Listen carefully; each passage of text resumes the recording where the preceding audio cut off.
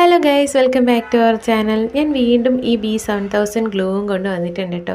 ഇത് കയ്യിലിരിക്കുമ്പോൾ അങ്ങനെ എന്തെങ്കിലുമൊക്കെ ഉണ്ടാക്കാനായിട്ട് തോന്നും. നിങ്ങൾക്കും അങ്ങനെയാണോ ഗൈസ്? അപ്പോൾ എൻ്റെ കയ്യിൽ ഇന്നിപ്പോൾ 2 അലിഗേറ്റർ ക്ലിപ്പ് കിട്ടിയിട്ടുണ്ട്.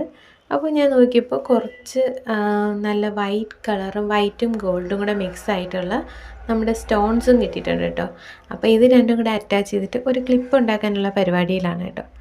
അപ്പം കണ്ടിട്ട് നിങ്ങൾ പറയും എങ്ങനെയുണ്ടെന്നുള്ളത്. ഇത് വളരെ സിമ്പിളാണ്.